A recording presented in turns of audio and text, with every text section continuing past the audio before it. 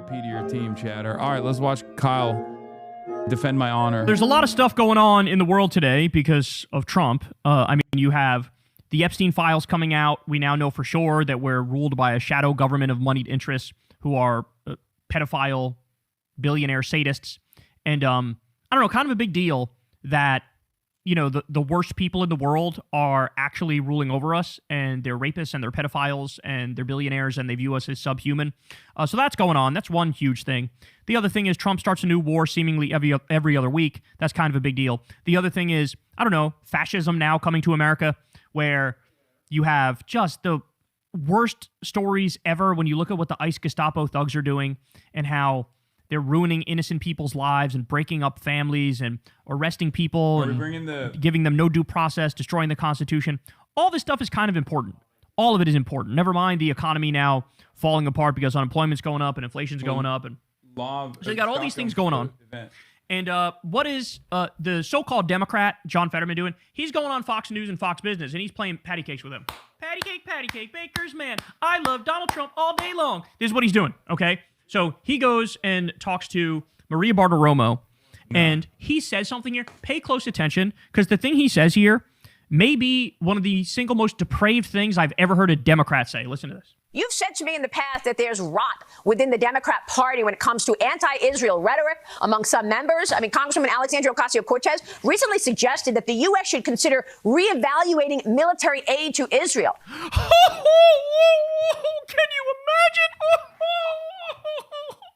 All they did was kill hundreds of thousands of innocent people and wipe 90% of Gaza off the map. Could you imagine cutting off the money and the weapons? What the genocide in Gaza has taught me is there will be some percentage of people that will debate literally anything and everything. I used to naively think we're in enough of a shared reality where if certain things happen, we'd all go, yes, that is bad, and it'd be universal, right? Nuking some country with all innocent people in it, yeah, that's bad. I now don't think that's true, because we basically saw the functional equivalent of nuking a country with innocent people, and fucking 30% of people are going, based, I love that. We should do more of that. If you're against that, you're actually a freak. It was stunning. Tell us more. No, I agree. I've consistently, that's part of the rot in the Democratic Party. So understand, they invited John Fetterman on to bash other Democrats and to bash Alexandria Ocasio-Cortez because she said, hey, there should be some conditions on the weapons that we give to Israel. Now, by the way, she has maintained a position that other left-wingers, myself included, have criticized her for, where she goes, I'm okay with giving them defensive weapons, but I'm not okay with giving them offensive weapons. I think that's a bullshit distinction. I think at this point, if you're giving them defensive weapons, you're granting them impunity to get away with whatever they want to do offensively, right? If there's no consequences for what they do, then you're effectively shielding the people who are committing a genocide. So, but that's her position. She actually has a so-called moderate position, and they look at that and go, you're crazy. Obviously, they should be able to loot the U.S. Treasury whenever they want and get any sort of weapons they want at a moment's notice. Part of the rot in the Democratic Party. Why? If you have to pick a side, why would you pick the side or defend Hamas or defend Iran in a way? I'm going to jump off a bridge. She didn't defend Iran, and she didn't defend Hamas. She didn't do either one of those things. He's just making that up. That is just utterly made up. He has, this guy's, at this point, he's a robot for the Israel lobby. And they, pre-program him with dumbass talking points, and he just regurgitates them without any thought whatsoever. She didn't mention Hamas. She didn't mention Iran. You did. You mentioned it. And I think her concern is, I don't know, maybe the 90-something% innocent people who were killed in Gaza. By the way, even Israel is admitting that their own numbers is we killed 83% innocent civilians. That's their own numbers. That's bullshit. It's actually over 90%, probably over 95%. But they're even admitting that. And you can't look at that and go, hey, that's bad. He can't do it. He can't do it. He's basically, he had a stroke, he has brain damage, and now he's this robot pre-programmed with Israel lobby talking points. Stand with Israel. I'll never vote for any kinds of restrictions on aid, whether it's military, financial, or intelligence. There are ever going to be any restrictions on that. He said, I'll never vote for any restrictions on aid. So look, take his word for it. You want to bomb a hospital? Totally fine. They bombed every hospital in Gaza. You want to bomb a school? Totally fine. They bombed every school in Gaza. You want to bomb UN buildings? You want to shoot people in the face if they're waving a white flag? You want to Fanboy Mal, thank you for the 20 gifted. starve innocent children? All this stuff they did. All of this stuff they did. Uber. He goes, yeah, that's fine. Whatever. No big deal. So understand something. If they were to nuke Gaza, he would be like, yeah, I never want to do any restrictions on them. And he has the nerve to pretend like he's the moderate in this conversation. Jesus Christ. And now for here we are, we can have peace. Again, that's become part of the serious problem in our party. What? We can have peace? That becomes part of the series? Is he saying it's bad to have peace? Because that's what that sounded like to me. That's restrictions on that. And now for here we are, we can have peace. Again, that's become part of the serious problem in our party. Yeah. My interpretation of that is peace is bad. We don't want that. But he's not done yet. Now he's going to go directly at not only AOC, but also Hasan Piker. And I think that personally, that the idea of completely unconditional aid, no matter what one does not make sense. I think it. At least we know there's one angle of attack John Fetterman can't fucking get AOC on, and that's to say, oh, AOC doesn't speak too good. Oh, AOC, not good speaker. No speak good, AOC. Able to genocide in Gaza. She talks about a genocide, but I have a Jerusalem Post headline this week that Iran is shooting protesters in their hospital beds. Oh my God. So when it comes to what Israel did to Gaza, you can have pictures, you can have videos, you could have firsthand testimony, you could have 78 articles in reputable publications, and they go, nope, there's nothing to see here, la, la, la, la, la, there is no genocide, I don't know what you're talking about, I don't know what you're talking about, I don't know what you're talking about, I don't know what you're talking about, blah, blah, blah, blah, blah, everybody shut up, I can't hear you, I can't see you, I can't hear you, I can't see you. That's what their reaction is when we have all the evidence. But you got people making up stories about protesters in Iran, zero evidence, and they go, obviously Iran. I'm not kidding. They're now claiming more protesters died in Iran than Palestinians died in Gaza over the past 2 years. Yeah, that's true. They are saying that. It's so crazy. Like, think about how much bombing took place in Gaza over the last 2.5 years. And they're fucking saying that the Iranian government did that in 2 days. Okay?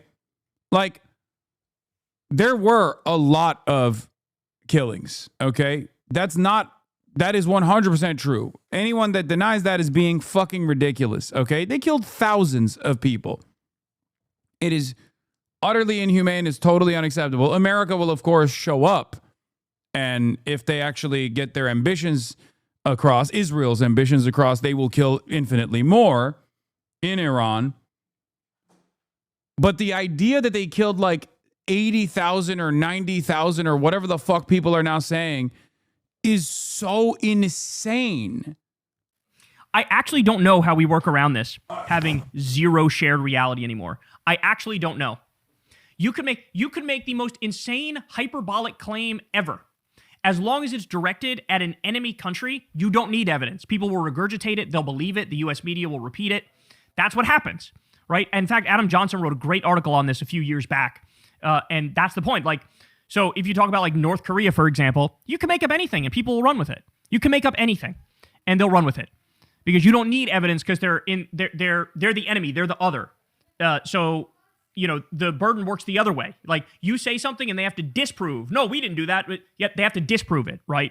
When it comes to allies, you can have pictures and video and all the evidence in the world and they go, nope, doesn't count, or there's a good reason. Didn't happen, but if it did happen, there's a good reason for it, so shut the fuck up. That's how it works. Yeah, I mean, absolutely. Why is she so eager to criticize and find a way to criticize Israel? But I don't really recall them saying anything as Iran was executing thousands and thousands of their protesters for that. By the way, let's assume for argument's sake that what they're saying is true, which it's not. The reason to criticize Israel and not criticize Iran is because we arm Israel, we fund Israel. They're supposed to be our satellite state, right? Well, in that scenario, we have control over what they do, so we should try to pull the leash a little bit. When it comes to Iran, we don't arm them, we don't fund them. They're not our vassal state. So that, you know, us critiquing that is no different than us critiquing, I don't know, something that happened in the year 1874. Like, there's no relevance to it. They don't listen to us. We don't listen to them. Like there's no relationship there. So even if what they're saying is true, which it's not, it still would make no sense. Now, there was never any genocide in Gaza, absolutely. And there shouldn't ever be any conditions for aid for Israel because they were in... He keeps repeating it. There should never be any conditions for aid for Israel. That is so depraved. What happened there was so atrocious. If you try to make up a sadistic scenario in your mind, just make one up and say it out loud, they probably did that. You know, the one that we discussed the other day is they use these bombs called thermobaric bombs or vacuum bombs. They make it go up to 6,000 degrees Fahrenheit. They instantly boil your blood and they incinerate you. They evaporate you. You just don't exist when they drop one of these things. 3,000 Palestinians totally disappeared because they use these thermobaric vacuum bombs. Okay? They did that. Nobody even fucking talks about it. We talked about it on this show. Nobody even fucking talks about it because the horrors and the atrocities, they've become so fucking commonplace that nobody bats an eyelash.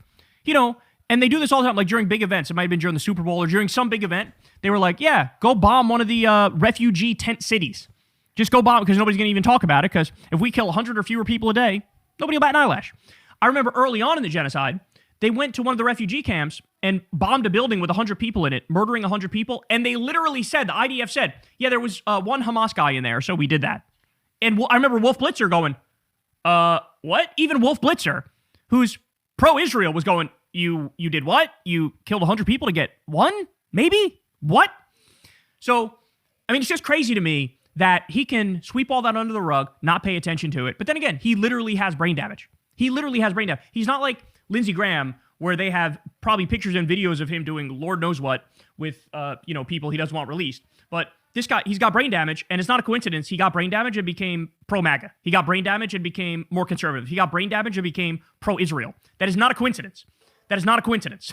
Anytime your brain gets damaged, you go in one direction and one direction only. And there shouldn't ever be any conditions for aid for Israel because they were in an existential war. That's part of the problem with the very anti-Israel part of my party. So call that what it is. Why wouldn't you can't just stand? And why would you align yourself for raging anti-Semitites and very pro-Hamas people like Hasan Piker? The extent to which they just make shit up is truly astonishing to me. And you're allowed to get away with it. He's allowed to get away with it, to just say, Hasan loves Hamas. Hasan cares deeply about the innocent civilians in Gaza who've been murdered. That's who he cares about. And by the way, while we're talking about Hamas, let's remember that there's 30 to 40,000 of them in Gaza, maybe.